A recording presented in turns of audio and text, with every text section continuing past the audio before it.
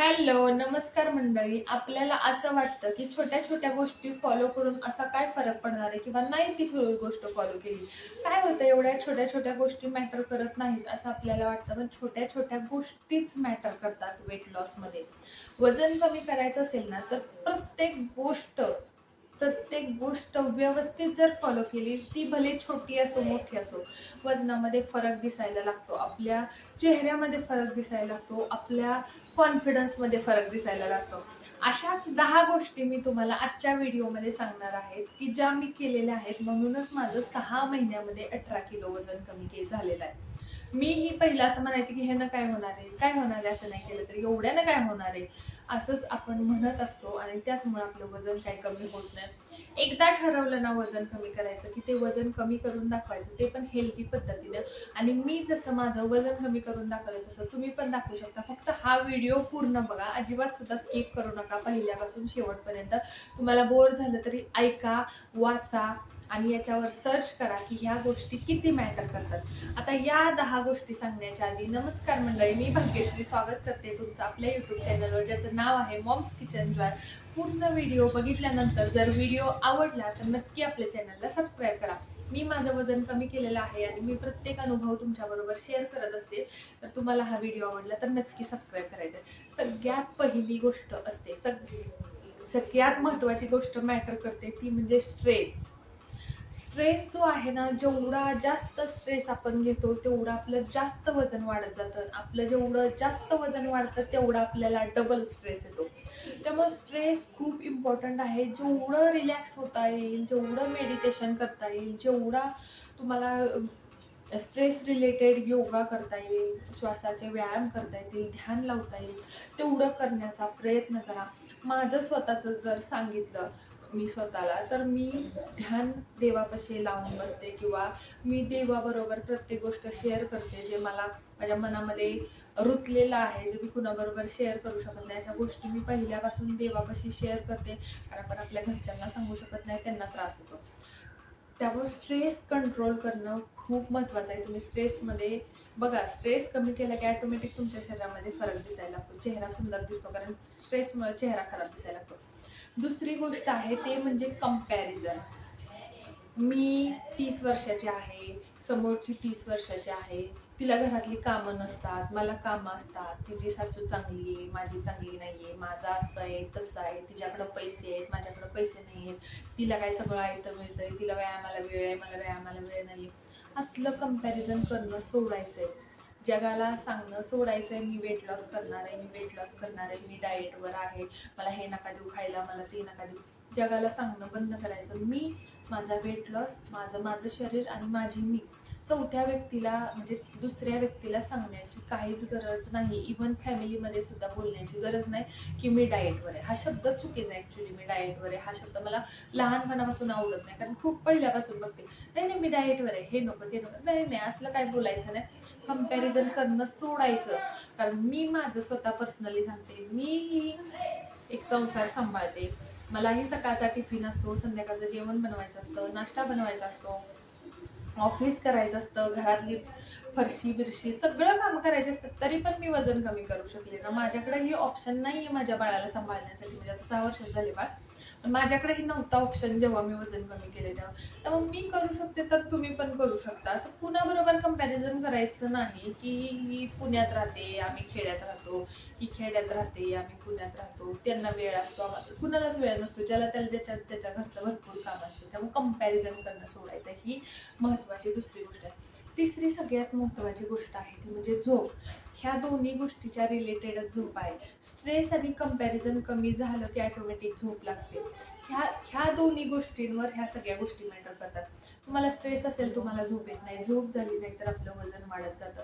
कमीत कमी आजच्या काळामध्ये नॉर्मली 8 तासाची झोप बोलतात, पण आजचा जो काळ आहे ना, आजच्या घडीला आपल्याला दैनंदिन जीवन आपलं असं झालेलं आहे ना, खूप कंटिन्यू लोकांना काम, ऑफिस, नोकऱ्या सगळं म्हणजे कंटिन्यू चालू असतं. त्यामुळे झोप हळूहळू लोकांची कमी व्हायला लागली. कमीत कमी जी काही झोप घेऊ 6 तासाची, माझी स्वतःची 5च तासाची झोप असते. तर कारण मला नाईट असते आणि मला दुपारचं दिवसभर लहान मुलं घरात असल्यावर झोप होत नाही. धाकधूक लागते की बाबा काय करत असेल, कुठं गेली असेल किंवा खेळायला जरी बाहेर गेली तरी मन लागत नाही आपलं. त्याच्यानंतर तुम्हाला सांगते झोप ही मॅटर करते. चौथी गोष्ट आहे ते म्हणजे पाणी. पाणी सुद्धा झोपे रिलेटेड. ह्या सगळ्या गोष्टी एकमेकांच्या रिलेटेड अगदी छान पद्धतीने मी समजून सांगते. तुम्हाला व्हिडिओ शेवटपर्यंत बघायचा आहे, नंतर पुढे इंटरेस्टिंग गोष्टी आहेत. पाणी आणि झोप याचा पण संबंध आहे. कसा ते सांगते. पाणी भरपूर प्यावं, चांगलं छान प्यावं, व्यवस्थित दिवसभरामध्ये 7 ते 8 ग्लास प्यावं, हे सगळ्या गोष्टी झाल्या. पण ज्या टायमिंगला पाणी नाही पिलं पाहिजे त्या टायमिंगला पाणी नाहीच पिलं पाहिजे. मी आता सपोज रात्र झाली, मी 2 ग्लास 3 ग्लास पाणी पिते आणि मी झोपायला जाते, मला 3 वेळा वॉशरूमला उठावं लागणार. मग ती आपली झोपच होणार नाही आणि एकदा झोप डिस्टर्ब झाली की परत त्याचा काही उपयोग नाही. आपल्याला झोप कंटिन्युअस झाली पाहिजे, त्यासाठी पाणी व्यवस्थित पिलं पाहिजे.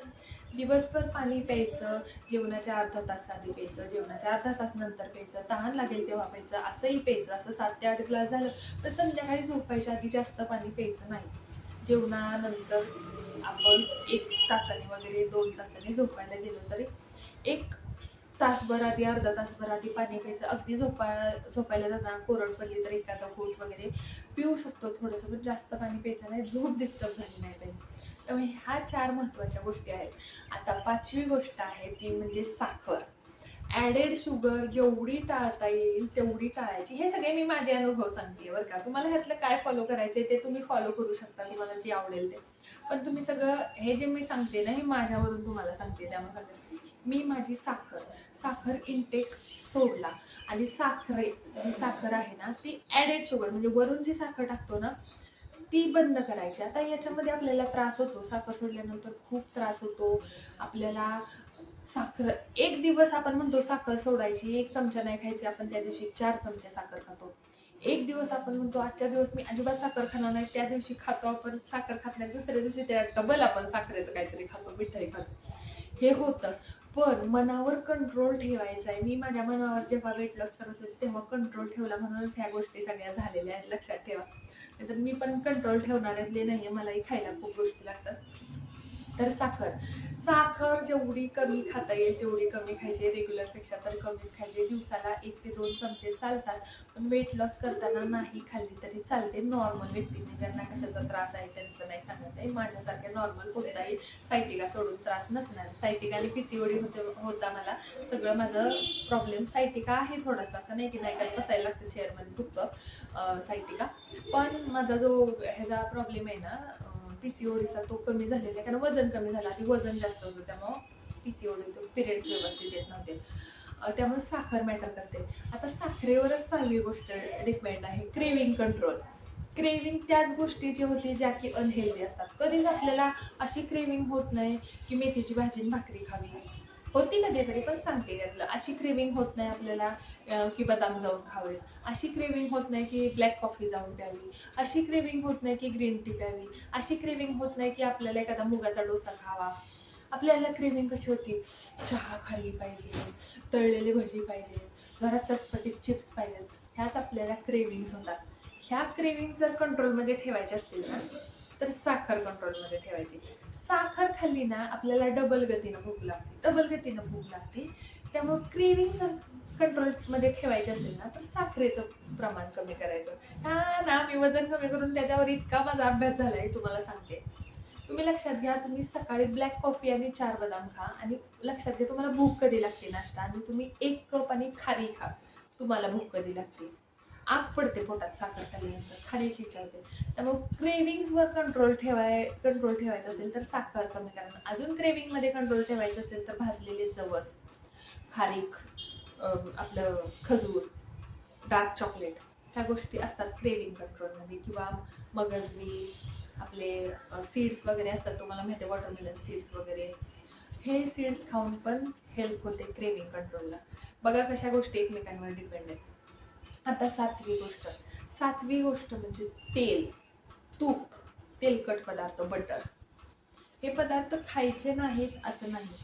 आपल्या घरात फॅमिली असते, आपल्याला सगळं बनवायचं असतं. तर माझी फॅमिली आहे, पण जे रेग्युलर वापरतो ना, मी आता जेव्हा सुरुवातीला करत होते का नाही तेलाचं प्रमाण कमी, मी काय डायरेक्ट केलं नाही. असं नाही की अगदी झिरो ऑइलमधल्या भाज्या वगैरे केल्या नाही.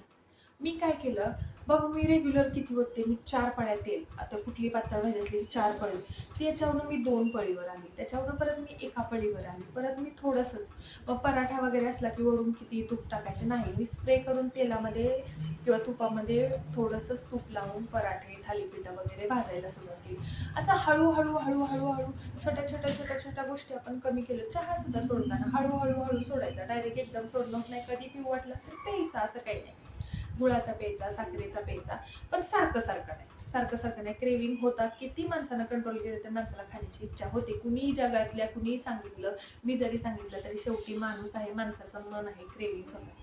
तसं तेलाचं प्रमाण आहे ना, ते व्यवस्थित ठेवायचं आहे. जास्त अति प्रमाणात तेलाचं तेलकट पदार्थ वेट लॉसमध्ये सांगते मी बरं का. असं ज्याचं वजन वगैरे नाहीये त्याचं ठीक आहे बाबा, त्याचं वाढत नाही. पण ज्याचं वाढतंय आमच्यासारख्याचं त्याच्यासाठी सांगते की तेलाचं प्रमाण खूप कमी म्हणण्यापेक्षा रेग्युलरपेक्षा तरी कमी ठेवायचं, हाफ करायचं.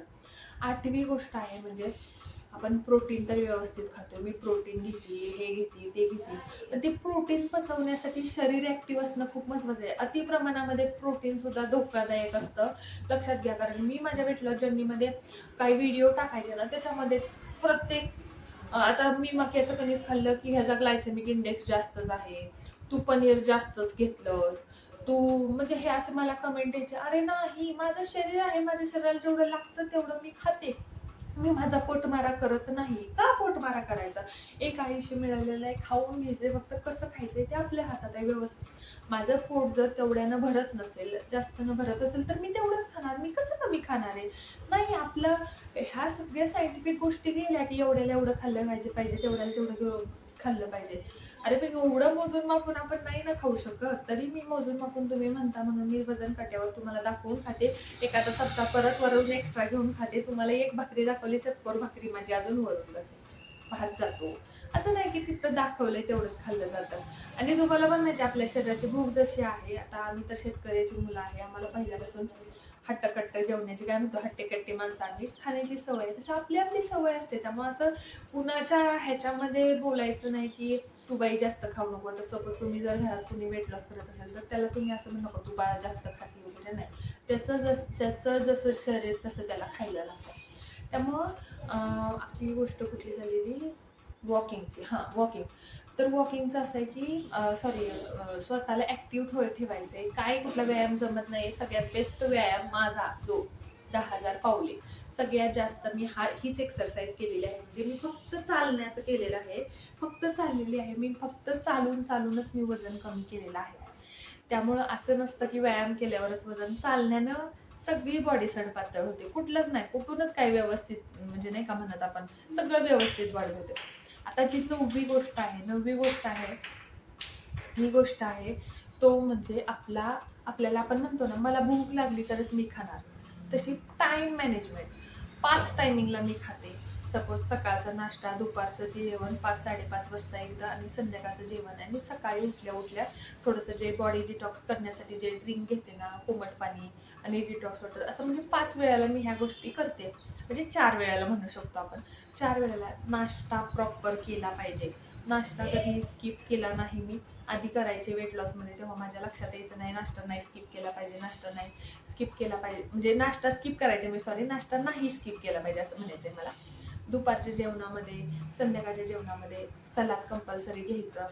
प्रोटीन सगळ्यामध्ये असतं, डाळीमध्ये, कडधान्यामध्ये, पनीरमध्ये. असं नाही प्रत्येक गोष्टीमध्ये प्रोटीन शोधायला गेलात तर मग आयुष्य आपलं काय होऊन जाईल. त्यामुळं आपल्याला कळतं, सर्च करायला ऑप्शन्स आहेत. ताटामध्ये घेतलेलं हेल्दी असावं, फायबर्स असावेत, कार्बोहायड्रेट्स असावेत, सगळं असावं. आणि 10वी महत्त्वाची गोष्ट आहे ते म्हणजे चावून व्यवस्थित शांतपणाने खायचं. चावून घ्यायचं. प्रत्येक गोष्ट जी आहे आपली, जे काय खाऊ आपण ते गडबडीनं अजिबात खायचं नाही. आपल्याला कसं होतं, आता मी पण कॉलेजला वगैरे जायचे का नाही, पटापटा खाऊन जायचं. पण तेव्हाचं वेगळं होतं, सिच्युएशन तेव्हाची वेगळी होते. सीझर झाल्यानंतर फरक पडला. सीझर झाल्यानंतर हार्मोन्स चेंज झाले. सीझर झाल्यानंतर सगळ्या गोष्टींमध्ये फरक दिसायला लागला. वजन वाढायला लागलं. खूप वजन वाढलं, पण ते मी वजन कमी करून दाखवलं. आता वेट लॉसच्या रिलेटेड अजून भरपूर आपले व्हिडिओ आहेत, तर तुम्ही जाऊन ते बघा. शॉर्ट व्हिडिओमध्ये रेसिपीचे व्हिडिओ आहेत, ते सुद्धा जाऊन बघा. आजचा व्हिडिओ कसा वाटला हे नक्की कमेंट करून सांगा. आणि ज्यांचं ज्यांचं वजन कमी झालेलं आहे त्यांनी सुद्धा कमेंट करा, नक्की कमेंट करा. आणि व्हिडिओ आवडला असेल तर एक सबस्क्राईब मारून टाका आणि गोडशी कमेंट करा. बाकी थँक्यू, बाय बाय.